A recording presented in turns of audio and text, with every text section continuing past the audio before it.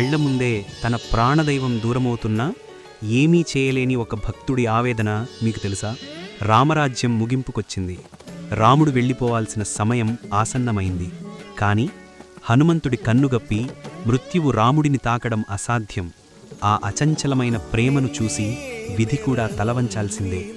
అందుకే రాముడు కన్నీటితో ఒక కఠినమైన నిర్ణయం తీసుకున్నాడు. తన వేలి ఉంగరాన్ని కింద పడేసి హనుమంతుడిని పాతాళానికి పంపించాడు.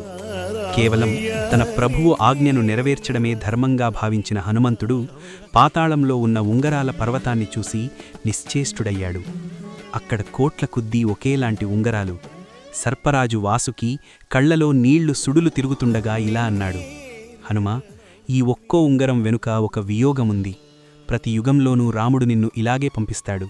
తన భక్తుడి ప్రేమకు బందీ కాకుండా ఉండడానికి నీ హృదయాన్ని ఇలాగే ముక్కలు చేస్తాడు.